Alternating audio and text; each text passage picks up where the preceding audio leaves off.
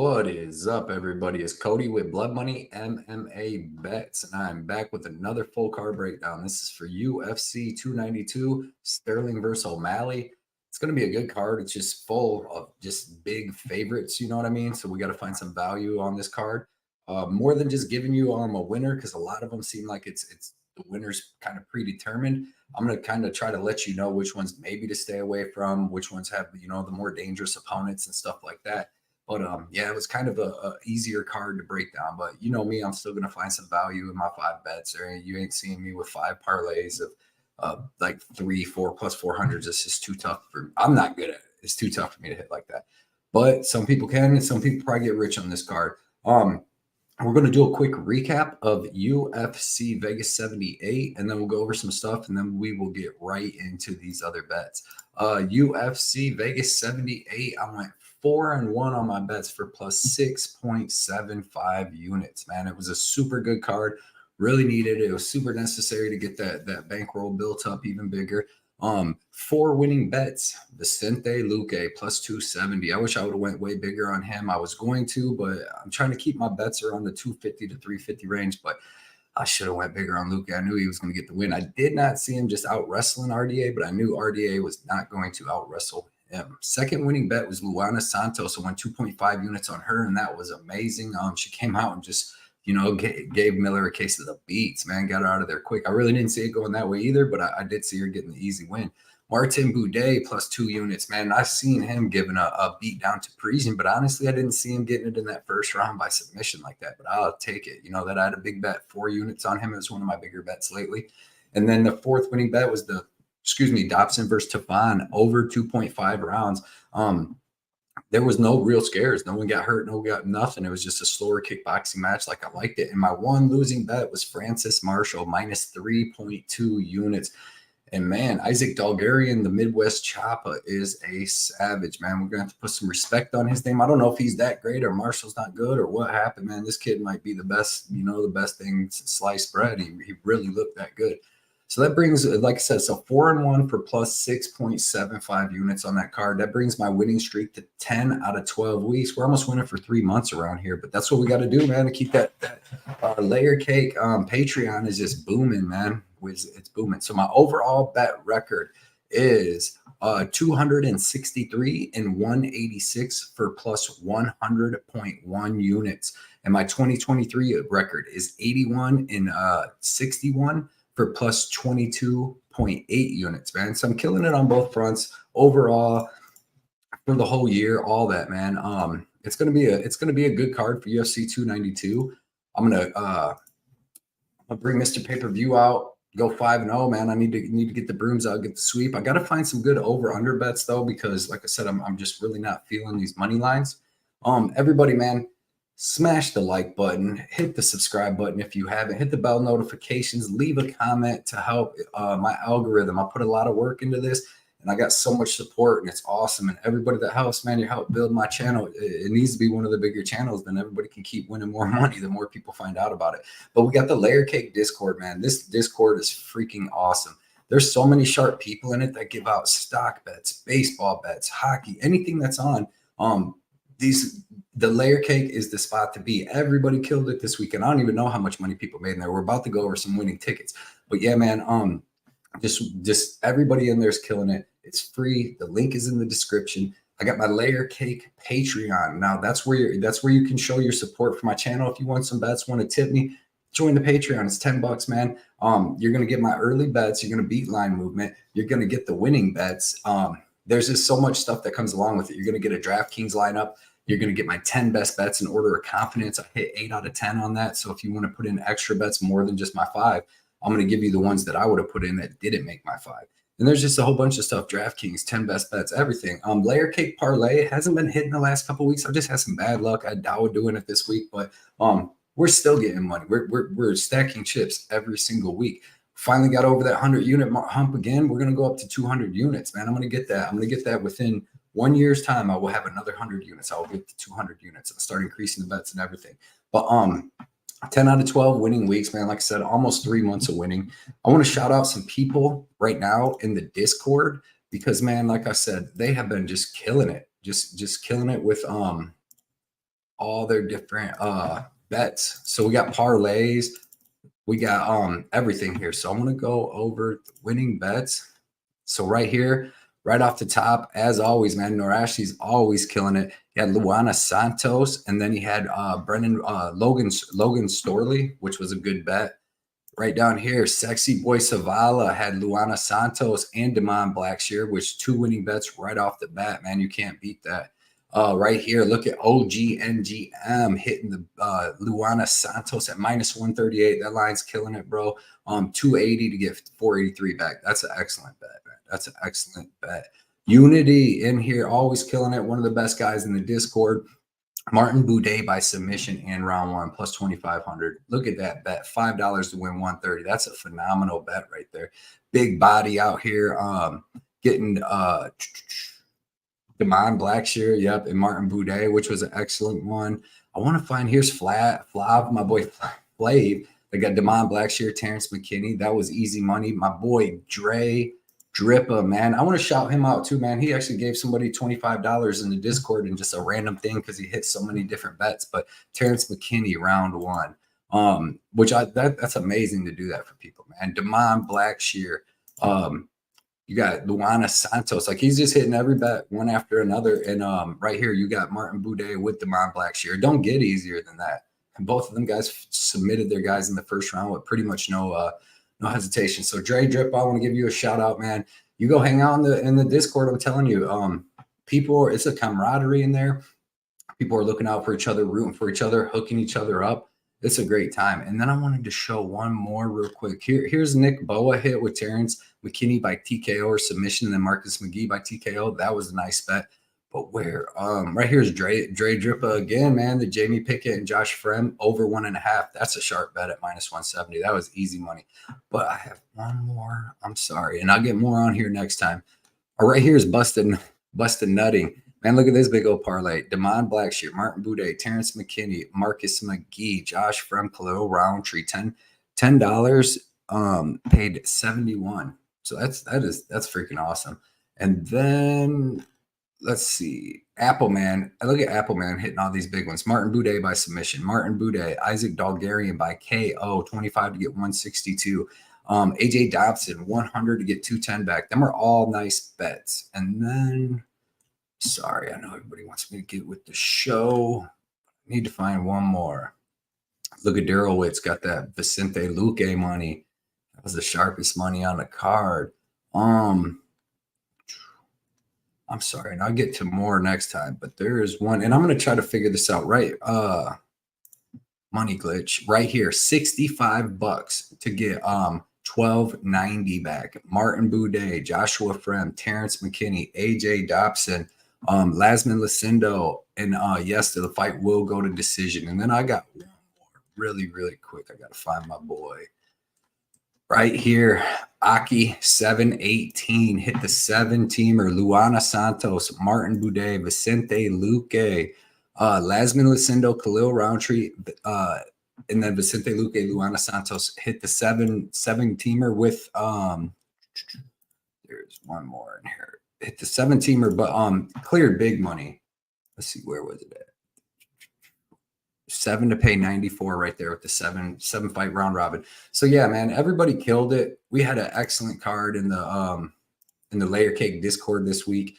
It's only going to get better and better. So the more people we get into it, let's see, the more people we get into the Discord, obviously the better it's going to get. So everybody sign up for that. I like shouting out everybody in the Discord. I know it takes a little bit off the thing, but that's what it is. This week, we're doing a pay-per-view giveaway. Mr. Pay-Per-View is going to show up with the bets, and he's doing the giveaway. Same concept. Put your best 3-fight parlay with the odds that it pays. So I have the tiebreaker. And then if anybody has the same one, it's going to go to who put it first. This is a pretty good giveaway right here. We got the Charles Oliveira Prism, and it's numbered 92 of 199. Numbered card, Charles Oliveira, dude. Charlie Olives. And this card is phenomenal. I didn't even want to get this out of my personal collection, but it is what it is. I'll do it for you guys. Ian Garry, Concourse Blue, Rookie, Refractor. It's number 15 out of 199. This is a rare card right here, and it's a very nice Ian Garry rookie.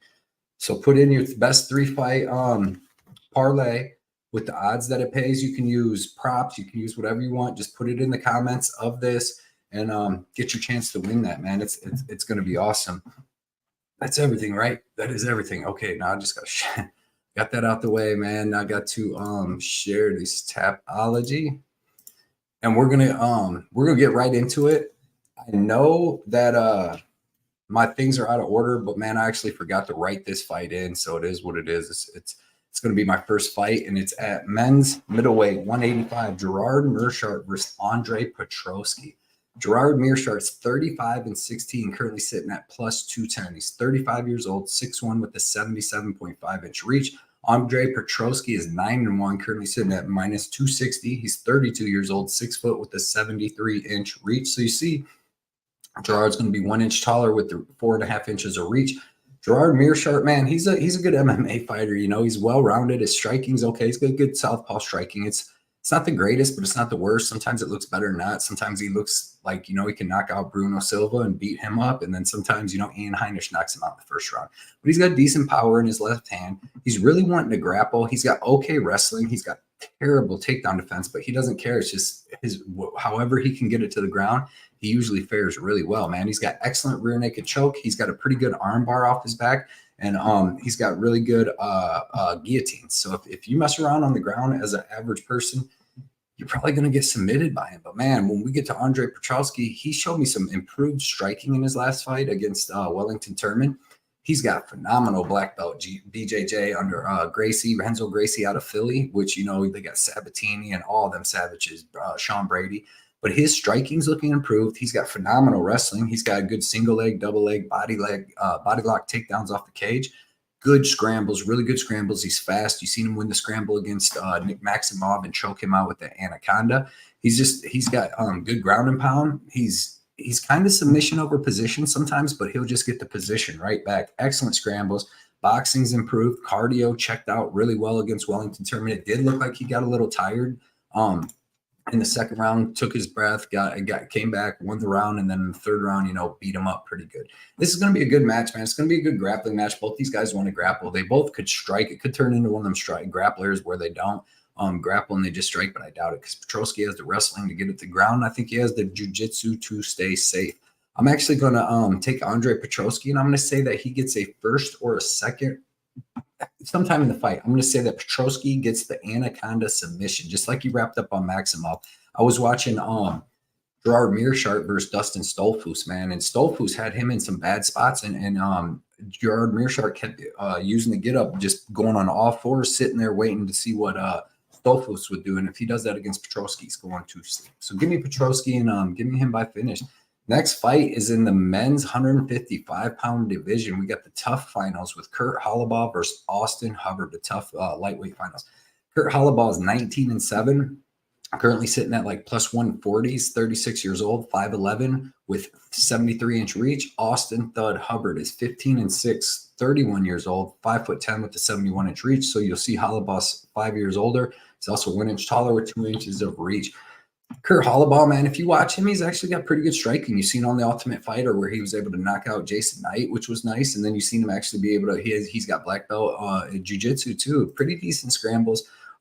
Good boxing. I do like his boxing. He had a tough road in the UFC, man. If you see this dude's 0-6 or 0-5 in the UFC, or 0-6, yeah, with the Siler loss. And all of them are the decent UFC fighter. You know, Hani Barsola, Shane Burgos, Thiago Moises, Pat Healy back in the day.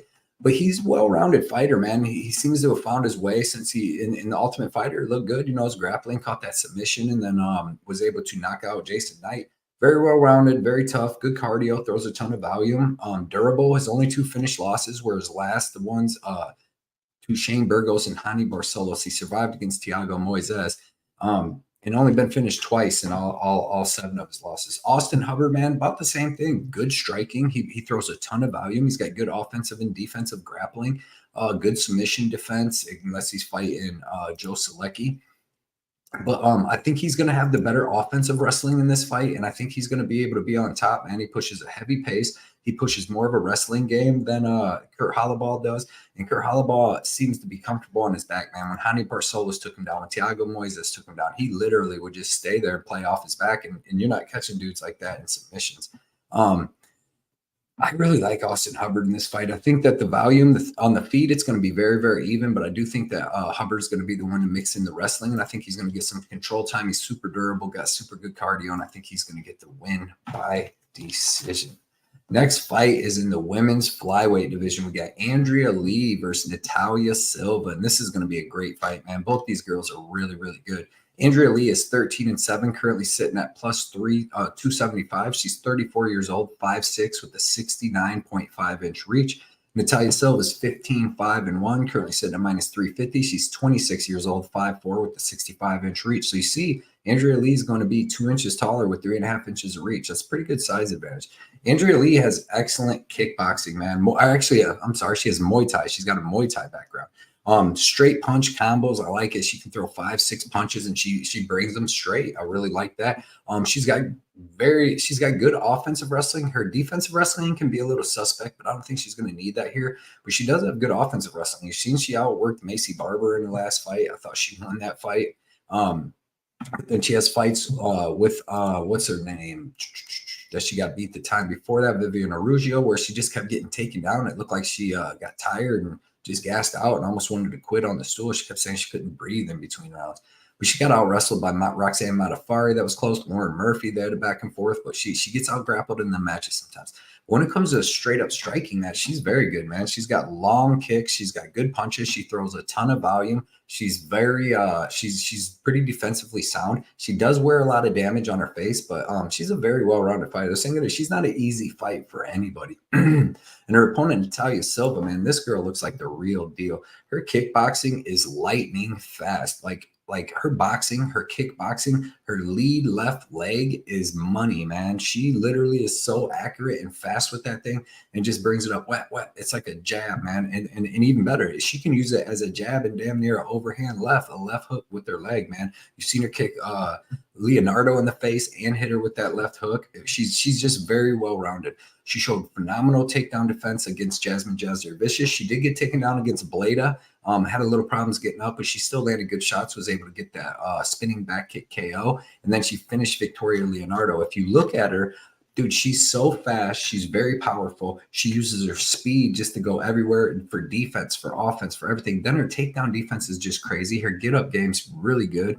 And she's very vicious. On top, I had the over in her versus Jasmine Jasser-Vicious. She almost finished her a couple times when she was on the ground just with elbows and stuff. So this girl is very good. She has 5 losses. But if you look, she's 26 years old. Yeah, 26 years old. And most of her losses are back here, back in 2015. That's 9 years ago. She's like 16, 17 years old when she was getting beat. She took 3 years off, came back to the UFC, and has just thrown beatings on girls. And this is one, like, I got Nataila Silva to win. But it's going to be a close fight, man, because it's going to be a back-and-forth striking match. I don't think she finishes Andrea Lee. I don't think she goes out there and out-wrestles Andrea Lee like some of the girls have. So I think it's a pretty close striking match. I don't think that this finishes. But, man, it's going to be a good match. It's going to be Nataila Silva by decision in a really good match, like a really good match. I really like this match. Next fight is in the women's flyweight division. This is going to be a banger, too. We got Maryna Moroz versus Karine Killer Silva. Maryna Moroz is 11-4, currently sitting at +150. She's 31 years old, 5'7", with a 67-inch reach. Karine Silva is 16-4, currently sitting at -175. She's 29 years old, 5'5", with a 67-inch reach. So you see Moroz is 2 years older with 2 inches of height. Fun fact, these girls fought back in, I believe, 2015, maybe. Where was it at? Right here, 2014. And Maryna Moroz armbar Karine Silva from her back. Karine Silva came out, took her down right away. It was in the first round, and Moroz was able to armbar. She's very active from her back. But Maryna Moroz, she's actually a boxer, a Ukrainian boxer, the Iron Lady. She's got really good boxing. She throws straight combos. She throws a lot of volume. She's super tough. She got outpointed by Jennifer Maia last fight, but Jennifer Maia is very, very good, and she has very good takedown defense. But she's got excellent BJJ, like I said, off her back. She's got good top control, really good ground and pound. You've seen against Mayra Bueno Silva that she was able to take her down, stay safe in her guard, beat her up a little bit. And then the striking, she was actually doing better in the boxing. So really good ground and pound. Boxing is tight in combo. Excellent cardio, excellent toughness. She's never been finished in all of her losses. She's got 4 losses, never been finished. She's got just a well-rounded game, you know. And like I said, these girls already fought, so that's kind of weird. But Karine Silva has been looking like the killer. Her nickname is, man. She's been in the UFC. She's got 3 fights. She finished Botello, or 3 fights including the Contender Series. She finished Botello, hit her with the overhand right, went straight into the shot, Darce choked her, all within like 25 seconds.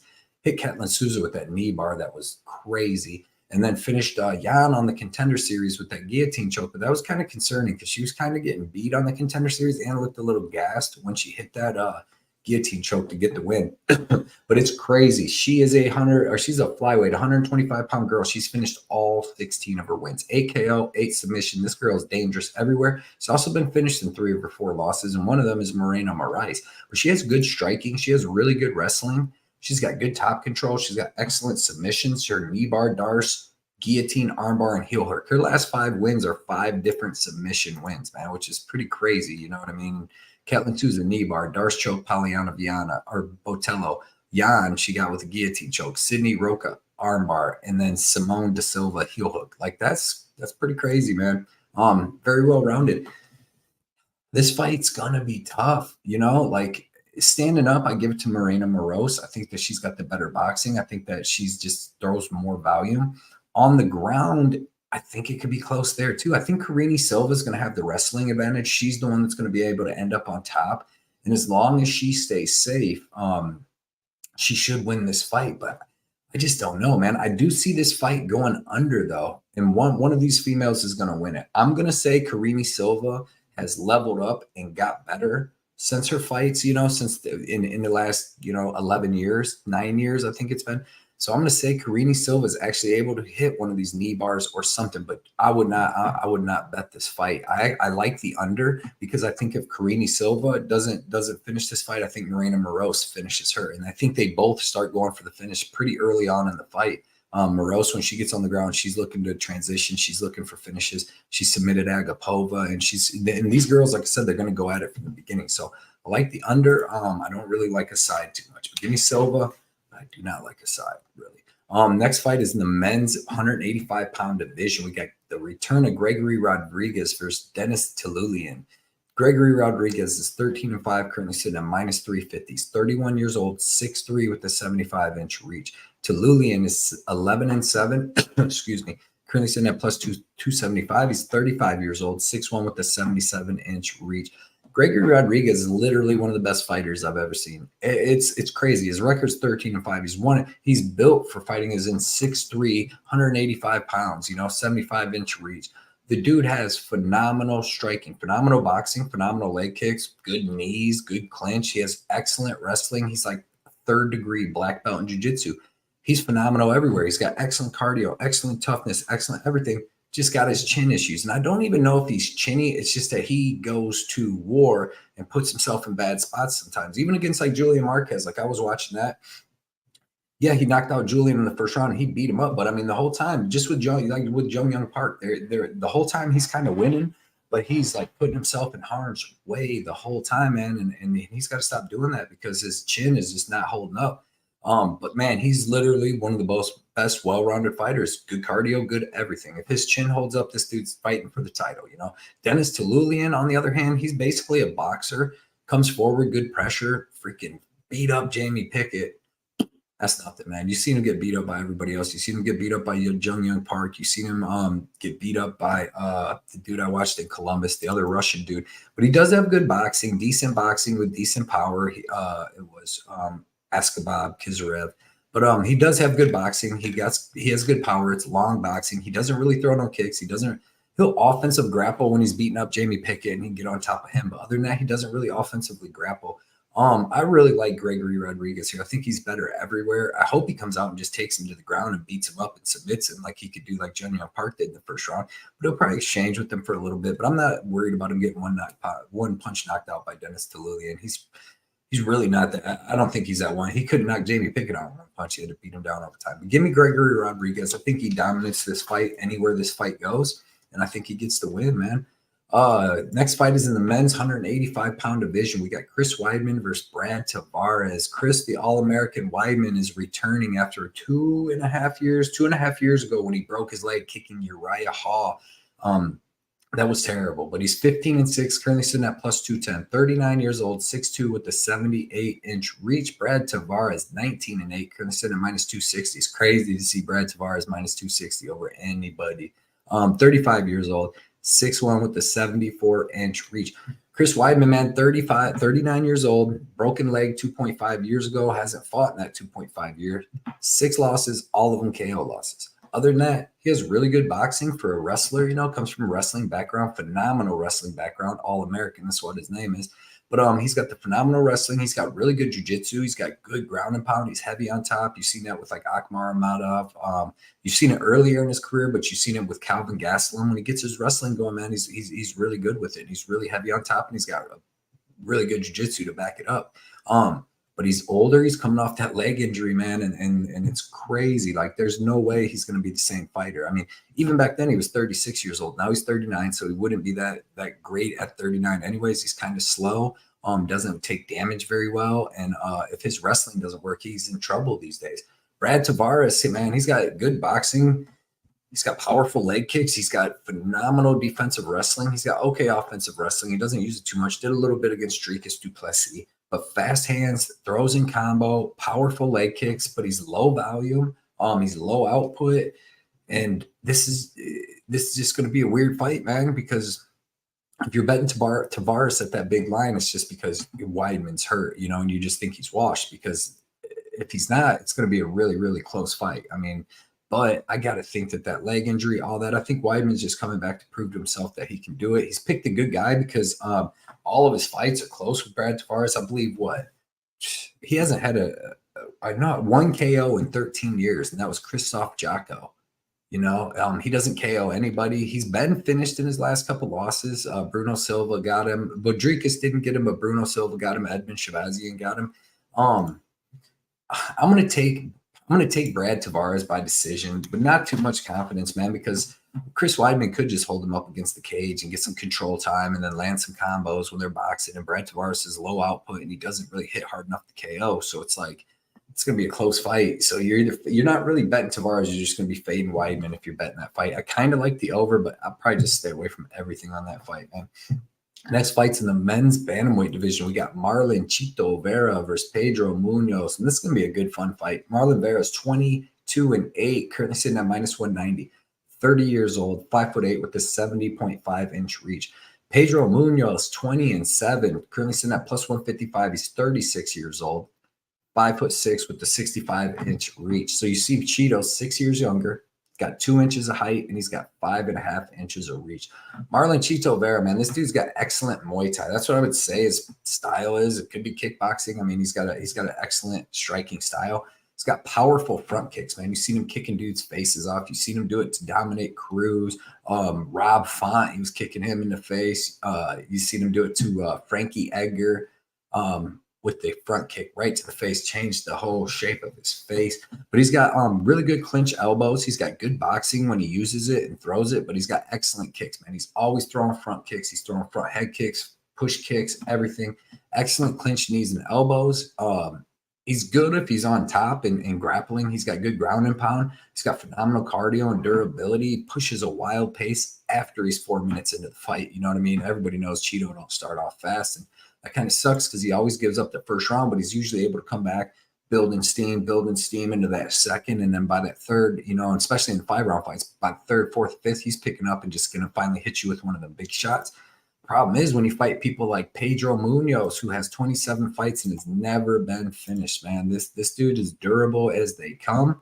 He's a high-level jiu-jitsu black belt. He's got pretty good wrestling to go with it, but he really doesn't use it. He uses it more defensively because he's got good striking. He's got good boxing. He's got phenomenal, powerful leg kicks. You seen him beat up Chris Gutierrez at his own game last time, dropped him with some shots, beat him up on the ground, beat him up with leg kicks. Had a really close fight with Dominic Cruz where he dropped him in the first round, almost finished him. Cruz was able to come back, skirt around the outside, just pick him apart. And that seems to be the trend in his career, man. Like even Aljamain Sterling did it without taking him to the ground. He just worked around the outside, pot shotted him. Pedro Munhoz is very little. He's short. Like I said, he's 2 inches shorter, but he's 5.5 inches of reach. Man, this is going to be a very good close fight. I can tell you that right now. I see it going to decision, which is crazy. I think it's like minus 350 to go over 2.5, which is crazy in a Cheeto Vera fight. But like both these, neither one's ever been finished. They got 27 plus 29 fights. You know, we're talking 56, 57 fights. Neither one's ever been finished. And I see it being a close back and forth fight because, like I said, usually Cheeto's fights are all close or he's losing until he comes back and wins. So in this fight, where he's got Pedro Munhoz, who I don't think he finishes and comes back. It's going to be tough, but I'm still taking Marlon Vera. I got to take the young savage. I got to take all of his size, and I like his output. As long as he starts a little quicker, I like his output. I don't think Pedro Munhoz wrestles him down like Sandhagen did, so I think it's a good fight. I think Marlon Vera does more damage, and he gets a decision. It's going to be a fun fight to watch. Now for the replacement fight, we got Neil Magny versus Ian Machado Garry. Neil Magny is 28-10, currently sitting at plus 310, 36 years old, 6'3", with the 80-inch reach. Ian Machado Garry is 12-0, currently sitting at minus 440. 25 years old, 6'3", with the 74-inch reach. So you see Ian Garry's 11 years younger, same height, but Neil Magny's going to have a 6-inch reach. Neil Magny coming in on short notice, replacing Jeff Neal. Neal's the pull-out king, man. He pulled out on Shavkat a couple times. It's just kind of crazy. It was going to be a really good fight. I was looking forward to it. But Neil Magny, man, he's got good striking. He's tall. He's long. He's got good striking. His best asset is his clinch up against the cage, where he beats you up with knees, elbows, holds you there, grinds on you, works on you, lands a couple takedowns, gets some control time, and he'll beat you up, man. The dude's got phenomenal cardio, phenomenal volume, phenomenal durability if he isn't getting submitted. He's only been KO'd 2 times in the last 7 years, and he's only got 2 KO losses in his whole career. One was to Ponzinibbio, and one was a crazy elbow by Lorenz Larkin, which that dude was a savage, still is, I'm sure. But Neil Magny, man, very well-rounded, knows how to use his experience, has good cardio, good toughness, and really good grappling. Not as much in the wrestling, but it's decent enough, man. We're going to see what Ian Machado is about because we haven't seen his grappling yet. He hasn't had to use it in no fights. He's got phenomenal striking. This kid is tall, long, excellent movement, excellent speed, excellent choice of strikes, man. He really picks guys apart. He doesn't go out there like no crazy savage just trying to beat you up. He's got phenomenal movements and feints. His right head kick is so fast and so powerful, man. Daniel Rodrigues didn't know what was coming. Hit him with it about 1 minute before he hit him with it the second time to actually hurt him real bad and finish him. But his ground and pound was phenomenal in that fight. You seen him against Kenan Song, though. He got dropped in the first round and almost finished. I had a couple big bets on him. I was so worried, but he ended up coming through and getting that finish in the third round. Gabe Green, very durable dude. He was able to beat him up for all 3 rounds. I like that fight because it showed he has phenomenal toughness and phenomenal cardio to go 3 hard rounds. Gabe Green's got good cardio, and he outdid him in everything. I think this kid's going to be a phenom. He already is, 12-0. Training everywhere in the world to get better. I like his attitude. I like everything about him. The only way Neil Magny wins this fight is if Machado's grappling isn't up to par. But I'm going to imagine that it is, man. It looked pretty good against Gabe Green. I'm going to say that he's able to pick Neil Magny apart. And I don't know, man. I don't know if this goes over or under. I could see Garry finishing Neil Magny. Hitting him with a big shot on the feet. You seen Max Griffin drop Neil Magny and almost get him out of there. So I'm going to take Ian Garry inside the distance. I don't know when, I don't know how, but I'm going to take Ian Garry inside the distance. Next fight would have been Cody Garbrandt versus Mario Batista. Little tip, I did bet Cody Garbrandt at plus 250, man. That was a little step down in competition, and I thought he had a chance there for plus 250. Next fight is in the women's strawweight division for the title. We got Weili Zhang versus Amanda Lemos. Weili, man, this lady is the champion. She is a beast. She's 23-3, currently sitting at minus 330. She's 34 years old, 5'4" with a 63-inch reach. Amanda Lemos is 13-2-1, 36 years old, 5'4" with a 65-inch reach. I'm sure that might shock some of you guys too. She's 34 years old, Weili is. So she's only 2 years younger than Amanda Lemos, who looks, a lot older than Weili. But and then you see everything else about the same. Lemos is going to have 2 inches reach advantage, which is nice. Weili Zhang, man, this girl is well-rounded, athletic, just a super fighter. She's got phenomenal boxing. She's got good power in her hands. She's got excellent spinning shit. You seen her knock out Joanna, JJ. You seen her knock out JJ with that spinning back fist. Phenomenal wrestling. She was able to beat up Carla Esparza at her own game for the title and was able to crucifix rear naked choker, which was nice. Has that head kick lost to Rose Namajunas, which is pretty concerning because she does have a slight lapse in defense, man. And then even in the second fight, Rose, I thought she beat Rose, but Rose was using some grappling and stuff against her, so it's kind of crazy. But dude, she's got phenomenal wrestling, phenomenal jiu-jitsu. She's very aggressive. She's very physically strong. She's got decent speed in her striking. Just well-rounded champ, toughness, durability, cardio, all that's there. But this is going to be a very, very dangerous fight for her because Amanda Lemos, is very fast, very explosive. She has KO power in her hands and her feet. You see that front kick she hit Angela Hill with? She didn't knock her out, but man, she hit her with that front kick and dropped her and was beating her down, man. Power jabbed Liviana Souza to a finish.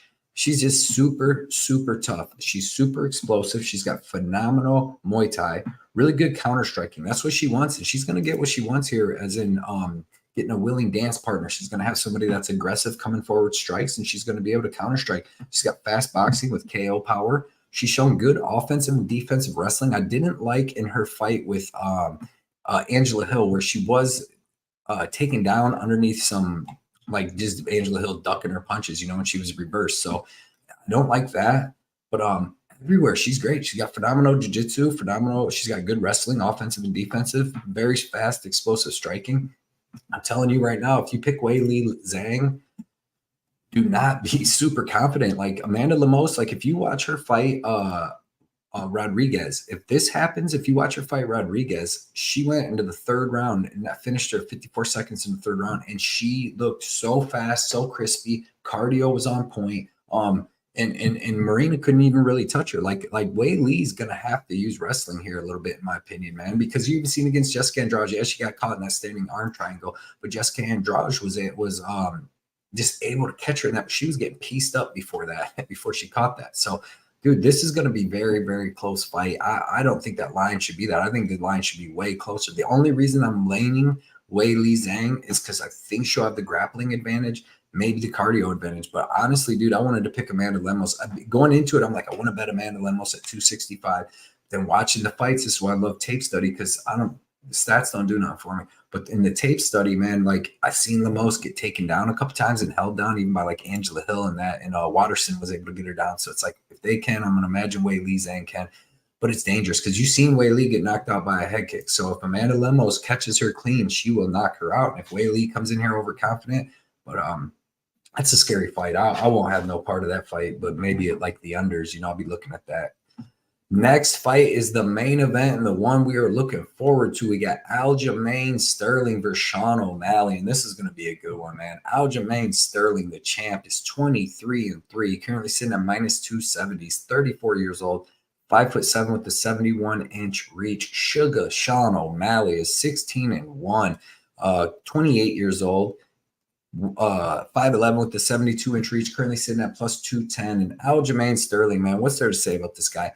Training partner Moroz Davashvili for the last how many years? So you already know he's a savage. You know his cardio's on point, grappling's on point, striking's on point. Even Morob's striking's getting way better. He impressed me against Jan. But Aljamain's wrestling is phenomenal. The dude is so physically strong. You've seen him take Henry Cejudo down, dude. Henry Cejudo literally used the fence, did the fucking splits, and Aljo was still able to get the arms clasped and take him down. I was shocked at that, man. I really was.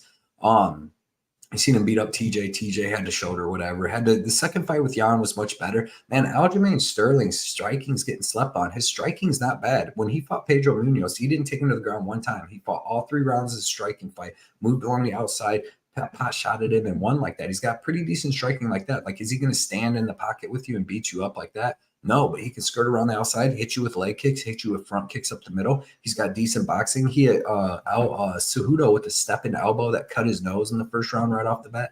So the dude's well-rounded. Like, it's not like if he's on his feet, he's going to get knocked out by everybody. He just has been using his grappling. I mean, why is he going to stand with Petr Yan? You're not going to. Most people's going to lose that fight. And against Cejudo's got good striking too. And that was a back and forth fight. But when he fights somebody like Corey Sandhagen, what's the point? What's the point? He's going to do that with Sugar Sean. He's going to find a way to get him down, take his back. And I just think that he's going to be able to have a good time with his jiu-jitsu and his grappling in this fight. Sean O'Malley is a phenomenal striker. Like, phenomenal striker. He's got phenomenal boxing, straight punches that are crisp, that are accurate. He has excellent kick game, man. He's got front kicks, push kicks, spinning wheel kicks, head kicks, every kick you can want. And they're fast. They're good. This kid is good. I mean, he's got decent. See, we haven't really seen him fight any grapplers. He's fought a striker that has some decent grappling in Yan, and Petr Yan was able to take him down like 3 or 5 times. I put a post up on Instagram or Twitter earlier, just showing how easy it was for Yan to take him down. And if it's that easy, I don't see how his wrestling could have got much better in a year to be able to stop what Aljamain Sterling's going to do. But dude, Sean O'Malley is a stud. I think he can beat a lot of other grapplers in the UFC in this 135-pound division, where he's going to be able to get taken down, only be held down for like 40 seconds because his BJJ isn't that bad. He's going to get back up and he's going to win in the striking. But this is a different beast, man. This is Aljamain Sterling. Like, Aljamain Sterling gets you down, he takes your back, that round's done. And then that's if you can survive the rear naked chokes, where you've seen Corey Sandhagen couldn't even survive it for 1 minute and 30 seconds, man. And Sean O'Malley is not a grappler. Like, he does have jiu-jitsu. I know he goes to tournaments and stuff, but like, he didn't grow up as a wrestler and this and that. And he's fighting probably, maybe other than what Islam and John Jones, probably the best grappler, in the UFC, man. Like, as far as just great wrestling and phenomenal jiu-jitsu, like, his jiu-jitsu is top of the line. So both these guys are fast. I felt like Sean O'Malley was a little tired against Petr Yan at certain points of that fight in the third. And this is his first 5-round fight, and he's going against a grappling savage that is, like I said, I guarantee went 5 hard rounds with Moroz today. So that's just that's not gonna work out good for Sean O'Malley. So give me Aljamain Sterling. I'm gonna call it by rear naked choke in the first 3 rounds. He leaves the division. Sean O'Malley will have a chance until he fights Moroz, because Moroz will beat the brakes off him too. But he's going to have some good fights, some good striking fights in this division. And once them 2 dudes go, because I don't see anybody beating them guys. You've seen what Moroz did to freaking Petr Yan. Like, it was a complete beatdown. So, yeah, man, off track. But anyways, Aljamain Sterling, rear naked choke. And I got the bet with Aljamain Sterling and RoboCop. I appreciate you guys checking out my video. I appreciate everybody supporting me, trying to help my channel grow. You guys are awesome, man. And like I said, if you want to support the channel, support me, support all my stuff, give me some new cool looking pictures and all that. I need some new lights, all that. Join the Patreon, help out. If you can't, it's still all good. Get my free bets. Go to my Instagram or my Twitter. I'll post the bets throughout the week. You're going to get all my bets. They're still there. I haven't got out an official bets video because on Friday, man, I've been having to go to a doctor's appointments. Then I got to do my tape study, and then on Saturday I wake up to do it. But I got to do the pre-show. There's been a bunch of stuff, but I'm gonna get on it. I will have my official bets out this week. I apologize to anybody who ain't on my Twitter or Instagram that hasn't been getting them 2 official bets in the last couple of weeks. But I really do appreciate everybody hanging out with me and going over these breakdowns and all the support. I got a little army that's out here just helping my channel and helping my Twitter, everything, bro. So I appreciate all you guys. I will see you guys later, and good luck this week.